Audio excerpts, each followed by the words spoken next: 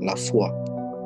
Hier, nous avons parlé de 5 éléments attachés à la foi, adossés à la foi. Et ce matin, nous voulons continuer. Ma prière, c'est que ces enseignements ne puissent pas être juste des sources de connaissances pour votre vie, mais qu'elles puissent surtout modeler, façonner, emmener l'œuvre parfaite de Christ à s'étendre et à s'établir dans votre vie. Le moteur de toute chose dans la vie chrétienne, c'est la foi. Le moyen par lequel nous sommes sauvés, c'est la foi. C'est pour ça que je crois de tout mon cœur qu'une mauvaise compréhension de la foi peut même compromettre notre salut. Mais qu'une bonne compréhension de la foi peut nous emmener à l'exercer de la meilleure des manières. N'oublions pas, hier nous avons terminé en parlant de la foi comme étant une valeur, la valeur qui nous rend éligibles devant Dieu, la valeur qui nous rend aptes devant Dieu, qui nous emmène à nous présenter de Dieu. Nous allons donc continuer notre étude en lisant Hébreux 11, le verset 7. La Bible déclare, c'est par la foi que Noé, divinement averti des choses qu'on ne voyait pas encore, et saisi d'une crainte respectueuse, construisit une arche pour sauver sa vie. C'est par elle qu'il condamna le monde et devint héritier de la justice qui s'obtient par la foi.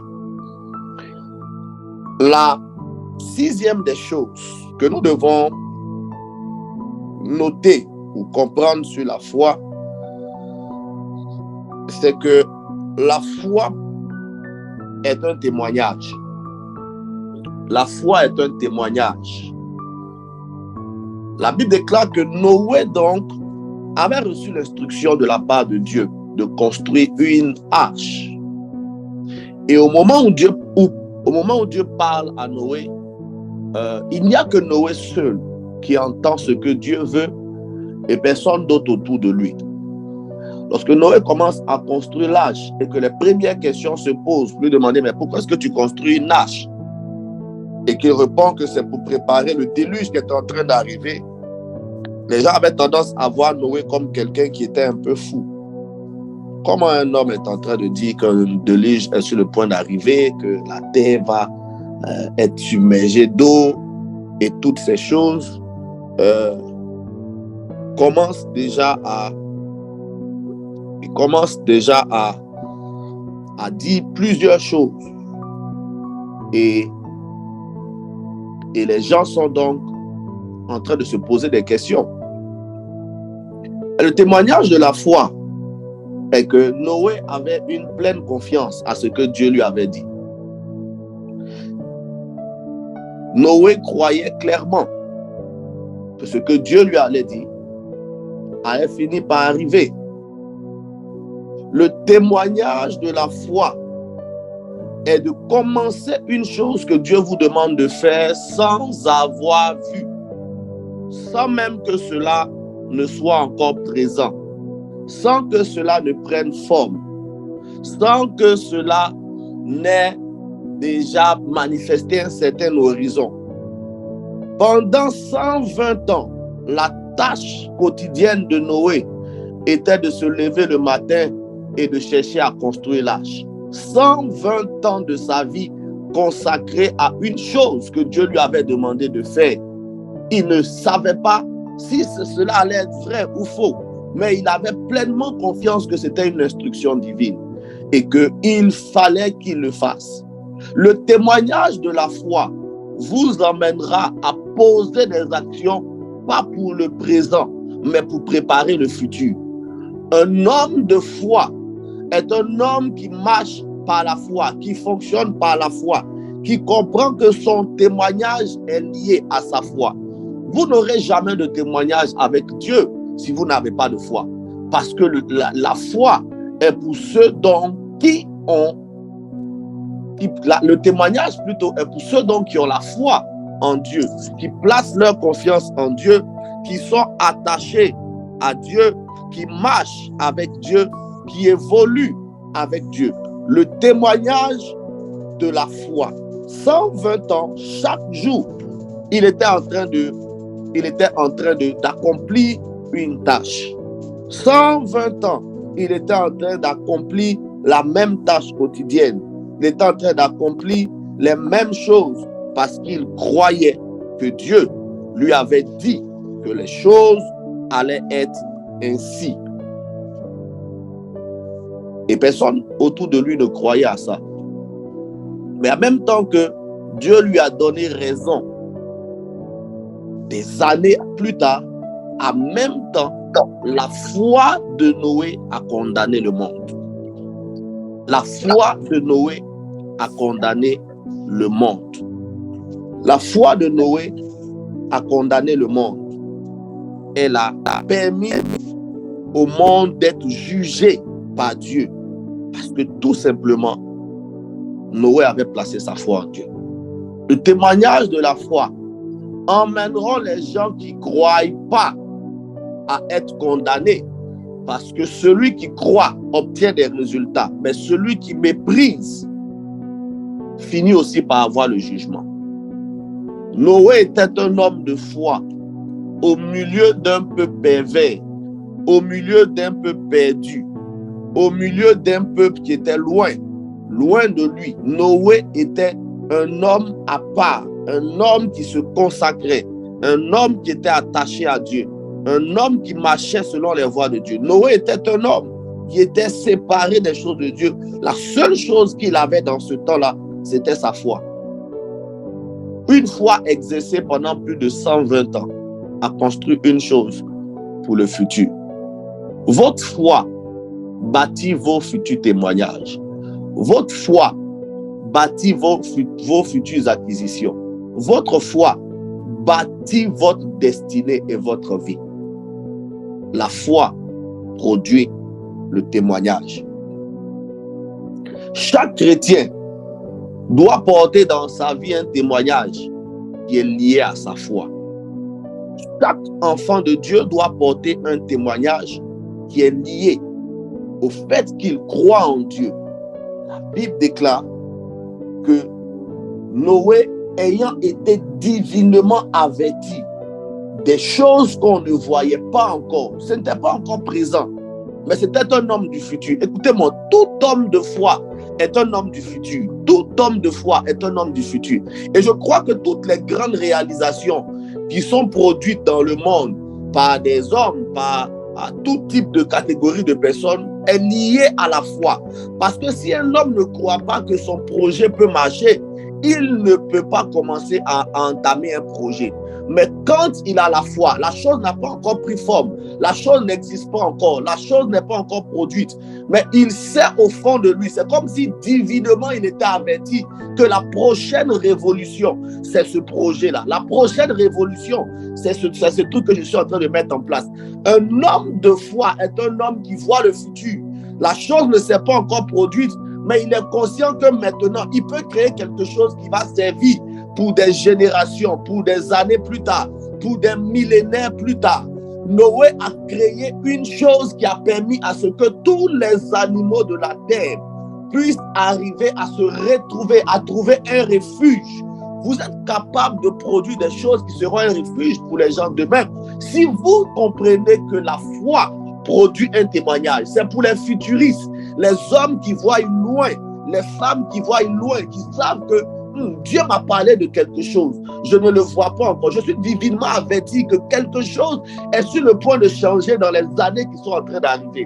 Si je le mets en place dès maintenant, je peux devenir un pionnier. Je peux devenir quelqu'un d'établi par Dieu.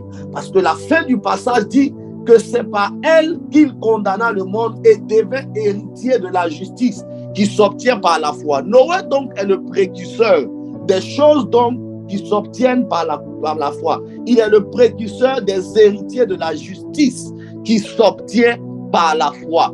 Et chacun d'entre nous peut devenir un précurseur de quelque chose s'il comprend que la foi produit un témoignage futur. Vous n'avez pas besoin d'attendre que quelqu'un commence un projet avant de vous dire je ferai la même chose. Malheureusement, aujourd'hui, le monde est rempli de copies, de photocopies, de personnes donc qui cherchent à faire comme les autres, mais pas des gens qui cherchent à se démarquer des autres. Toute l'histoire de la Bible est l'histoire des hommes qui se sont démarqués les uns des autres. Chacun avait une particularité. Et si Dieu vous a créé dans ce monde dans lequel nous sommes à plus de 7 milliards de personnes, Dieu ne vous a pas créé comme étant la copie, la photocopie de quelque chose ou comme étant quelqu'un qui ressemble à quelque chose. Dieu vous a créé avec un ADN spécialement lié à votre vie. Il vous a créé en mettant en vous des capacités qui sont liées seulement à votre vie. Il vous a créé en mettant un rêve, une destinée qui ne ressemble à aucune autre destinée. Vous devez comprendre que si vous arrivez à manifester votre foi, vous êtes capable d'apporter un témoignage, de produire un témoignage, parce que la foi produit les témoignages futurs. Les maigres commencements sont parfois le signe des gens qui sont capables d'exploser. Et vous devez croire que ce que Dieu vous a dit en secret, il peut l'exposer demain si vous y travaillez sérieusement. Dieu ne travaille pas avec les paresseux. 120 ans que cela a pris à Noé pour bâtir une arche. 120 ans. Toute sa vie, il s'est appliqué à seulement réaliser ce que Dieu voulait qu'il puisse appliquer. Toute votre vie, vous devez vous appliquer à réaliser votre destinée. Votre foi doit être rattachée aux choses que Dieu vous a dites. C'est sur ça que vous devez travailler. Toute votre vie doit être liée à ce que votre vie produise un témoignage. Lorsqu'on s'acharne sur une chose dont Dieu nous a divinement avertis, on finit par se donner tous les moyens d'emmener ces choses à l'exécution. Et si Dieu vous avertit divinement d'une chose que vous devez créer, soyez-en sûrs, c'est que Dieu s'apprête à vous accompagner dans le processus jusqu'à ce que les choses se produisent et les choses se réalisent. Le verset 8 déclare: c'est par la foi qu'Abraham, lors de sa vocation, obéit et partit pour un lieu qu'il devait recevoir en héritage, et qu'il partit sans savoir où il allait. C'est par la foi qu'Abraham, lors de sa vocation, obéit et partit pour un lieu qu'il devait recevoir en héritage, et qu'il partit sans savoir où il allait.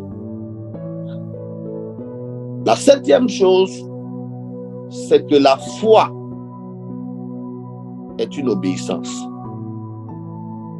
La foi est une obéissance. La foi ne fonctionne que pour les hommes qui sont obéissants. Abraham est dans la maison de son père pendant plusieurs années. Et Dieu parle à Abraham en lui disant: sors de la maison de ton père, sors de ta patrie, je veux faire de toi. Mais Dieu ne dit pas à Abraham là où il doit aller. Abraham obéit à la parole de Dieu sans savoir où il allait. Il sort sans savoir quelle direction il est en train d'emprunter, là où il est en train de se diriger. Il sort directement par obéissance parce qu'il croit de tout son cœur que c'est Dieu qui est en train de lui parler. La vraie foi ne se pose pas de questions, elle suit. La foi n'a jamais marché avec les hommes qui raisonnent trop.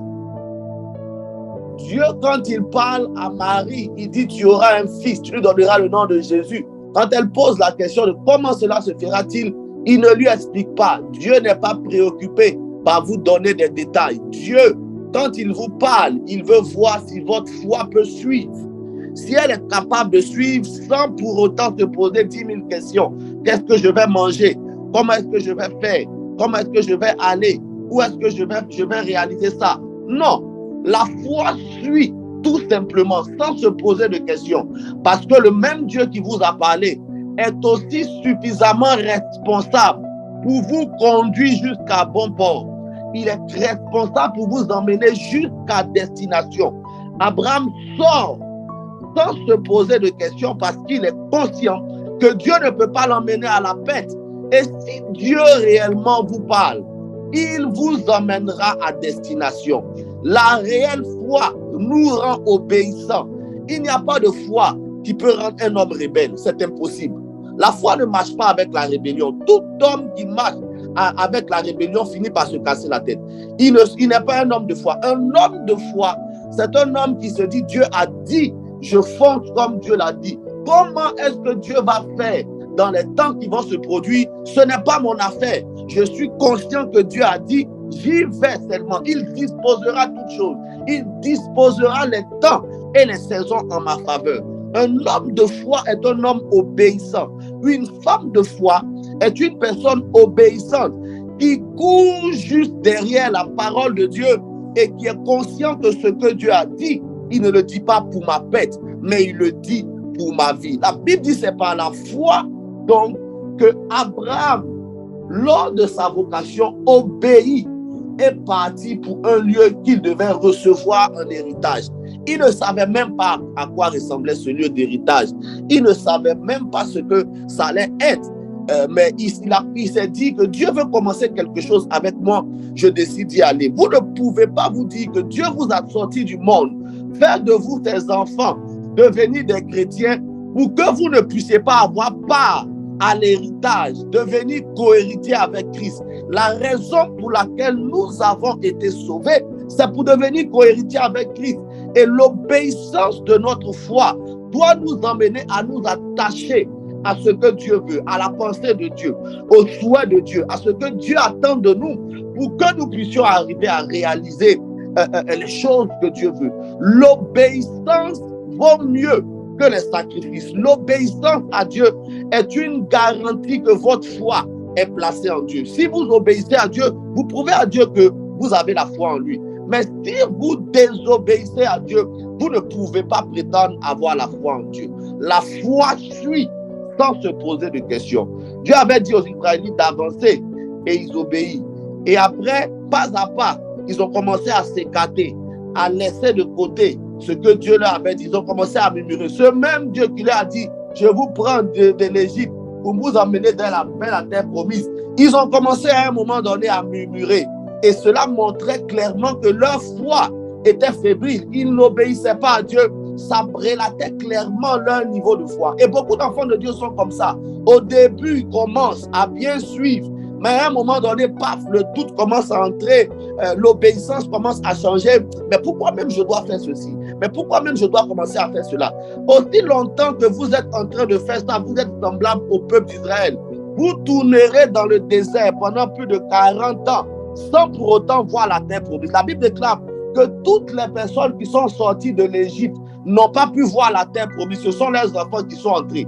Pourquoi? Parce qu'ils n'étaient pas obéissants. À chaque fois que Dieu disait une chose, à peine ils observaient pendant 5 minutes les temps qui suivaient, ils étaient directement désobéissants. Ça ne les intéressait pas d'être obéissants à Dieu.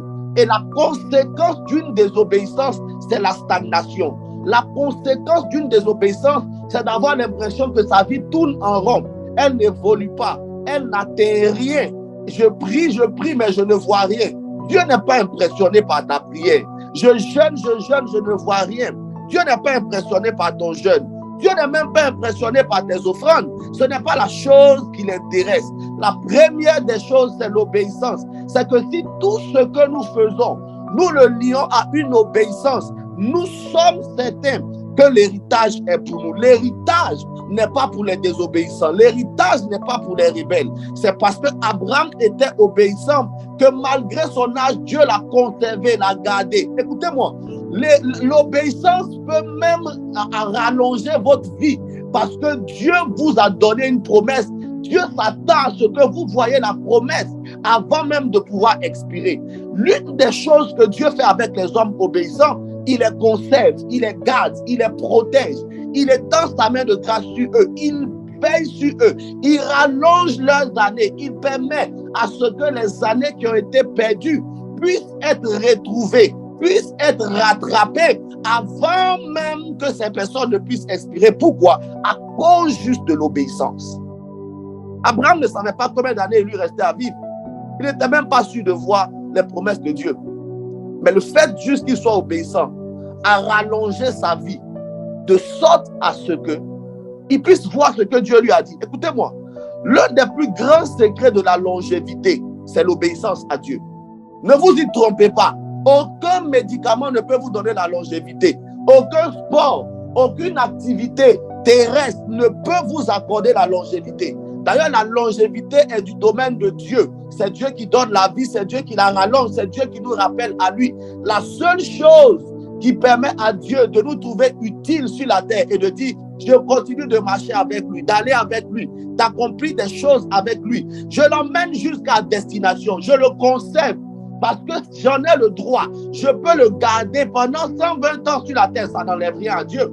Est-ce que ça change quelque chose chez Dieu de vous garder même 300 ans sur la terre? La seule chose qui maintient cette parole de Dieu sur votre vie, en menant ces promesses à devenir réalité, c'est l'obéissance. L'obéissance de la foi. Abraham est resté focus sur ce que Dieu lui avait dit. Il croyait dur comme fer. Il était conscient que ça allait lui permettre de vivre longtemps, mais d'hériter aussi. De vivre longtemps, mais de devenir aussi le père de la foi. Il déclare, le Seigneur appela Pierre à le rejoindre sur les flots. Pendant qu'il était il était sur l'eau, Pierre dit, Seigneur, si c'est toi, demande que je vienne aussi. Et le Seigneur lui dit, non, oui, c'est moi Pierre, tu peux venir. Aussitôt que Pierre obéit, en même temps, Pierre commence à marcher aussi sur les eaux. Écoutez-moi, les eaux n'étaient pas quelque chose de stable, mais l'obéissance rend stable dans votre vie ce qui est instable. Oh, l'obéissance rend stable dans vos vies ce qui est instable. Les flots tumultueux se calment quand vous commencez à manifester une obéissance à Dieu. Une vie calme, une vie de paix, une vie de joie, de bonheur est liée à l'obéissance à Dieu. Lorsque Pierre a obéi automatiquement, il a commencé à marcher sur les eaux. Mais quand il a commencé à raisonner, que les autres ont commencé à lui dire, hey Pierre, c'est sur l'eau que tu marches. Et Pierre commence à raisonner dans sa tête. Il commence à ne plus suivre l'obéissance. Il commence directement à s'enfoncer. Aussi longtemps que vos yeux se détourneront de la voie de Dieu, sans que vous ne soyez obéissants, soyez-en sûrs, vous aurez l'impression de patauger, de faire des choses, mais de ne pas avancer, d'entamer des choses, mais de ne pas avoir des aboutissements, de commencer certaines choses, mais de ne pas les voir s'accomplir. L'obéissance vous donnera d'atteindre le but, vous donnera d'atteindre la destination, vous conservera, préservera vos jours, vous gardera de tout danger, vous donnera la prospérité qu'il faut, parce que la seule chose qui rend possible les promesses de Dieu dans la vie d'un enfant de Dieu, c'est son obéissance par la foi. L'obéissance par la foi. L'obéissance par la foi. Il dit, Abraham obéit et partit pour un lieu qu'il devait recevoir en héritage. Il partit sans savoir là où il allait. La seule chose qu'il avait, c'était l'obéissance à la foi. Dieu a dit, je le fais. Point. Il n'y a pas de raisonnement derrière. Il n'y a pas de non, pourquoi. Il n'y a pas de non, ceci. Il n'y a pas de est-ce que. Non. Dieu a dit, point. Il fait ses affaires. Il prend, bon, Dieu m'a parlé. J'y vais. Je pars. Où est-ce que tu vas? Moi-même, je ne sais pas. Mais je sais que Dieu m'a dit de partir. Et si Dieu vous demande de partir, il dressera la colonne de nuée devant vous pour vous orienter. Vous n'avez pas besoin de boussole. Vous n'avez pas besoin de grandes connaissances. Dieu est suffisamment responsable pour dresser un chemin devant vous pour vous emmener jusqu'à destination. La seule chose qu'il attend de nous, c'est que nous ayons l'obéissance de la foi. La foi doit nous pousser à obéir. Si tu crois, tu dois être obéissant à Dieu. Si tu crois, tu dois être obéissant à Dieu. Obéissant aux instructions de Dieu. Obéissant à la parole de Dieu. Obéissant aux choses que Dieu dit. Si tu crois, Ça doit être facile pour toi de pouvoir être obéissant. Je ne crois pas à un homme ou à une femme qui semble avoir la foi, mais semble être désobéissant ou semble être rebelle. Ça ne marche pas. C'est le signe que cette personne va patauger dans sa vie. Et vous allez vous poser des questions. J'ai l'impression qu'il y a des problèmes, j'ai des combats, j'ai des situations, il y a des trucs. Et même c'est parfois notre désobéissance qui donne la force au diable et à ses alcoolites d'avoir donc de la place dans notre vie pour commencer à nous cribler de balles. Si tu es obéissant, tu refermes toutes les portes d'ouverture. Tu ne permets pas au diable d'entrer dans ta vie. Ton obéissance seule te maintient, te garde, te protège, établit un bouclier autour de toi. L'obéissance. C'est pour cela que la Bible, quand elle met sur la balance l'obéissance et les sacrifices, elle dit que l'obéissance vaut mieux que les sacrifices. L'obéissance fait plus de choses que les sacrifices. Les sacrifices vont accomplir quelque chose juste de ponctuel pour un truc ponctuel. Mais l'obéissance, ça va conserver pour des générations, conserver pour des années, conserver pour des choses. C'est à cause de l'obéissance d'Abraham que Isaac a pu hériter, que Jacob a pu hériter, que Joseph a pu hériter, que David a pu hériter, que Jésus est venu sur la croix. C'est à cause de l'obéissance d'un homme. Donc votre obéissance par la foi peut aller sur plus de 10 générations. Ne négligez pas l'obéissance à Dieu. Ne négligez pas l'obéissance à Dieu. C'est très important. La 8e des choses se trouve au verset 9. C'est par la foi qu'il vint s'établir dans la terre promise, comme dans une terre étrangère, habitant sous les tentes, ainsi qu'Isaac et Jacob, les cohéritiers de la même promesse. La 8e des choses, c'est la marche de la foi. La foi produit une marche. La foi produit une marche. L'obéissance vous fait sortir, mais ce qui va vous conduire, c'est la marche de la foi. Ce qui va vous emmener d'aller ici, d'aller à droite, d'aller à gauche, c'est la marche de la foi. Marcher par la foi, c'est placer une pleine confiance à Dieu pour aller là où Dieu nous demande d'aller.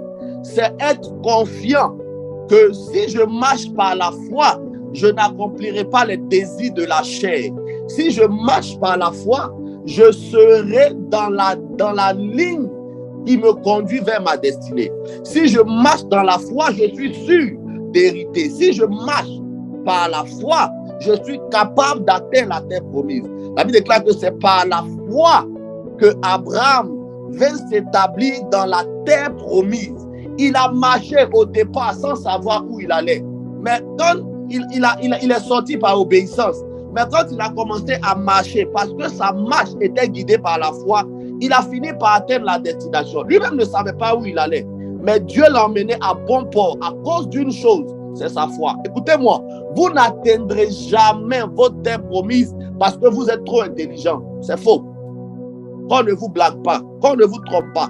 Vous n'atteindrez jamais la terre promise parce que vous priez beaucoup. Non, ce n'est pas ça le facteur. La prière, c'est une bonne chose, oui. Mais la prière sans la foi, c'est zéro. Vous ne pourrez pas atteindre la terre promise juste parce que vous estimez que non, je donne à Dieu, je sacrifie à Dieu. Non, c'est faux. Toutes ces choses-là, vous les faites, c'est une bonne chose. Mais ce qui doit donner de la valeur à tout ce que vous faites, c'est la marche par la foi. Abraham ne savait pas où il allait, mais parce qu'il marchait par la foi, la Bible déclare qu'il est venu s'établir dans la terre promise. Lorsque la Bible parle de l'établissement, ça veut dire que Dieu l'a fixé. Dieu lui a donné un nouveau territoire pour devenir sa propriété. Il n'était pas chez lui, mais là où Dieu l'a emmené, parce que c'était là que Dieu le voulait, peu importe ceux qui étaient avant lui, ça devenait la propriété d'Abraham. Lorsque Dieu veut vous établir, Dieu va vous emmener à marcher par la foi. Et la marche par la foi ne va pas directement vous emmener sur un territoire où il n'y a déjà personne. Mais Dieu va vous établir sur le territoire où il y a déjà des gens. Parce que là, Dieu a décidé que c'est votre héritage. La promesse par la foi. La marche par la foi. Il s'est établi dans la terre promise.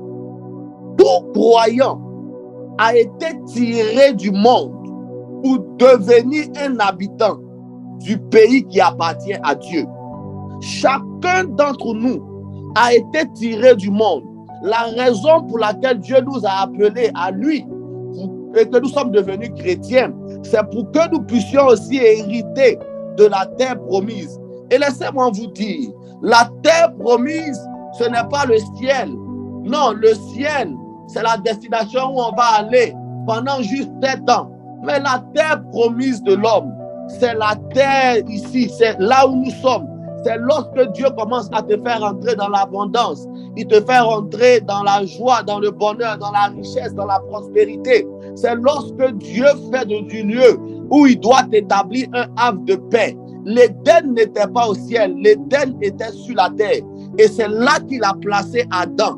La terre promise de ta vie, ça ne se trouve pas en haut, ni la Nouvelle Jérusalem. Non, c'est sur la terre ici. Mais seulement si tu marches par la foi, tu peux être en Belgique avec tout le monde. Et la Belgique devient ta terre promise parce que toi, ta marche par la foi a dit que ici, tu vas prospérer. Ici, tu seras béni. Ici, Dieu va t'élargir. Ici, Dieu va te donner la gouvernance. Il va te donner de t'établir et de réaliser de grandes choses. La marche par la foi te conduira jusqu'à l'établissement dans la terre promise.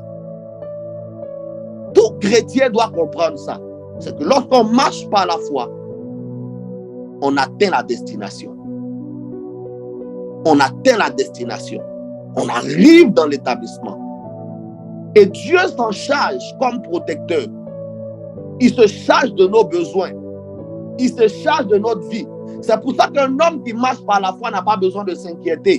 Il ne s'inquiète pas de sa vie parce qu'il sait que sa vie est prise en charge par le roi des rois, le Seigneur des seigneurs, celui qui a créé toutes choses. Il n'a pas peur. Il ne crée rien. C'est pour ça que je dis très souvent, dans la Bible, il est écrit plus de 365 fois, ne crée rien, parce que Dieu souhaite que chaque jour de notre vie, que notre foi soit placée en lui, qu'elle ne vacille point, mais que notre marche soit solide, parce que c'est elle qui va nous conduire jusqu'à la terre promise. À partir d'aujourd'hui, bannis le doute de ta vie, bannis la peur, bannis l'incertitude, bannis l'inquiétude. Dis-toi, enlève les histoires de je ne sais pas comment ça va se faire. Je ne sais, tu n'as pas besoin de savoir comment ça va se faire. La seule chose que tu as besoin de faire, c'est de placer ta foi, d'obéir à la foi et de marcher par la foi. Parce que c'est par la foi, par la marche, par la foi que Abraham a été établi dans la terre promise. Je prie ce matin que Dieu te fasse marcher par la foi jusqu'à atteindre l'établissement. Je prie ce matin que cette année ne termine pas sans que Dieu t'établisse à cause juste de ta foi. Que ta foi soit le baromètre devant Dieu qui t'emmène jusqu'à destination, qui t'emmène jusqu'à bon port, qui t'emmène jusqu'à l'établissement. Je prie que les promesses de Dieu rattachées sur ta vie se réalisent à cause juste d'une grande foi que tu places en Dieu. C'est la raison pour laquelle Jésus est venu mourir sur la croix, de sorte à ce que notre marche soit fixée sur le sacrifice de Jésus. Parce que je crois que c'est pour moi que Jésus est allé à la croix. Je crois qu'il me rend co-héritier. Je crois qu'il me rend prospère. Je crois qu'il me rend béni. Je crois qu'il m'établit et je crois qu'il me donne des jours heureux. Qu'il en soit ainsi dans ta vie ce matin et que cela soit une vérité au nom puissant de Jésus-Christ. Amen.